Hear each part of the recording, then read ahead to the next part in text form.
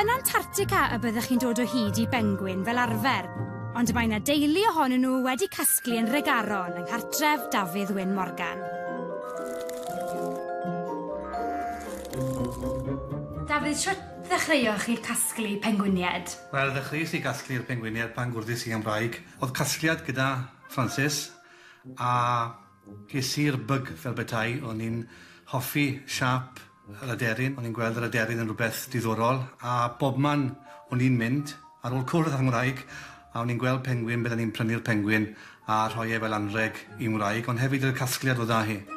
5 mlynedd yn ôl, symudon ni gartre yn yma yn Tregaron, ac ar y pryd roedd tua 2000 da ni. Y pethau diwetha a dawodd yr hen gartre oedd y pengwyns, a y penderfyniad anodd oedd pa rhai oedd yn symud a pha rai oedd yn aros yn yr hen gartre. Felly benderfynon ni'n diwedd y byddai rhyw dros 1000 o'r gorau yn cael symud. Maen nhw wedi gwneud o bob math o ddefnydd, rhai metal, rhai ceramic, rhai gwydr, rhai fluffy, rhai allan o ddefnydd. Mae rhai o Awstria da ni, mae rhai o Morocco, mae rhai o Chile, rhai o'r Antarctica yn addas iawn. Mae pobl hefyd yn ymweld â'r cartre yma a gweud, o, chi'n casglu pengwyns i chi? A wrth gwrs, o fewn blwyddyn, falle bydda nhw wedi bod rhywle yn y byd, ac bydda nhw wedi darganfod pengwyn, ac falle bydda chwanegiadau i'r casgliad yma yn y cartre. Mae dros 1000 o bengwyniad yn dipyn o rif. Le yn y byd ydych chi'n cael lle i gadw nhw gyd? Wel, mae tith am oedd yn ni, a maen nhw dros y lle i gyd. Maen nhw'n cuddio fan hyn a llechu fyna, felly mae lan i ni i darganfod nhw yma yn yng nghartre ni.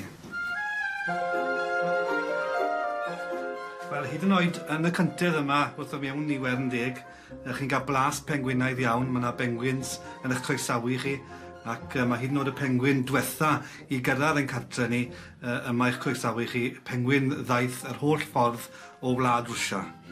A mae yna bengwyn hefyd gyda chi bob tro chi'n mynd i deithio? Wel, ydy, mae'r clawr sydd gyda fi ar y pasbort, clawr gyda llun pengwyn yw hwnnw. Greit, awn ni mlaen i'r stafell nesaf? Ie, gallwn. A mae'r pengwyn wedi bod yn rhan o un o ddiwrnodau pwysicach bywyd chi? Ydy, ddiwrnod y briodon ni, nôl yn 1997. Dyma oedd y tei, y gwisgus i, a fe wisgodd gwas priodas hefyd ar achlysur ein priodas. Felly roedd y pengwyn yn rhan bwysig iawn o'n ddiwrnod priodas ni. Yn ffrind annwyl, Margaret o Ddolgellau, wedi darganfod y pengwyniad yma yn Chile, ac wrth gwrs ffrind arall Ian o Tregaron nath ymweld â De America hefyd ac ardal Antarctica, a lle gwell i gael botel o gwrw nag o Antarctica, sef cartref y pengwyn. A chi'n gael eich atgoffa o bengwyn bob tro chi'n yfed paned o de neu coffi? Ydw, dim jyst cwrw i'n yfed yn y lle yma, ond hefyd i ni'n cael cwpaned o de neu cwpaned o goffi, a mae achlysur te a choffi yn rhoi cyfle i ni gofio'r pengwyn a gweld ein casgliad.